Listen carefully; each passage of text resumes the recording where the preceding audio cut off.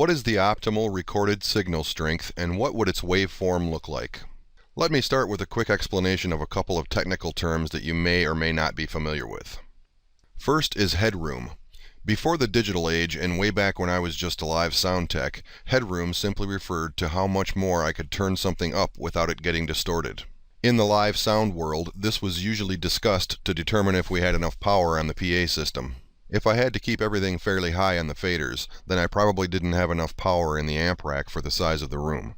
Consequently, as I tried turning it up more and more, I got noise and distortion. So generally, we always tried to bring too much power so that our faders were nice and low, leaving lots of headroom and no distortion. Here in the DAW, or Digital Audio Workstation, it's the same thing. Think of your incoming signal as the power amp in the live sound story I told. If my incoming signal is weak, I'll get hiss and noise if I try to crank it up. Remember that when you turn a track up, you're not just turning up the recorded instrument, but the noise and hiss as well. The second techie term is signal-to-noise ratio, or SNR.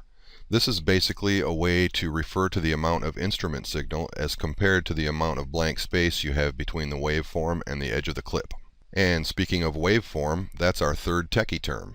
A waveform is just the on-screen visual representation of the sound you've recorded. Teamed up with the level meter, it's the easiest and most effective way to get the best incoming signal strength.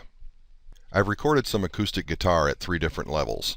The first is too hot, which means too loud or too strong. You can see that the waveform touches and wants to go beyond the edges of the track.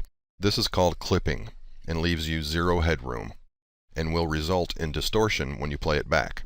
Turning the track down will only lower the volume of the distorted sound. It won't get rid of the distortion. The second track has a waveform that is too low, caused by a weak incoming signal.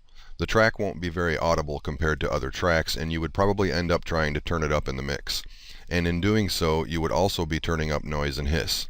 Here you can see that we've got too much headroom, and our signal-to-noise ratio in percentages is about 30-70, which is just my own quick calculation of what I see on the track. The third track has a nice looking waveform. It fills most of the area but doesn't touch or go beyond the borders. The signal-to-noise ratio here is about 85-15, which again is my own percentage calculation based on what I see on the track. This waveform indicates that we'll have a nice strong signal that doesn't distort and has minimal noise or hiss. So how do you get this nice looking waveform? You need to adjust the output level on whatever you are recording. For example, if I have a microphone on an acoustic guitar, the mic might run into a mixing board.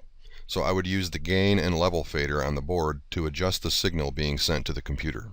I generally hit record and then adjust the level as I'm playing until the waveform looks good. The same technique applies to anything else you record, such as keyboards, direct inputs from pedals or preamps, or anything else with an output level adjustment. Get all your waveforms to look like this, and your projects will sound crisp, clear, and hissless.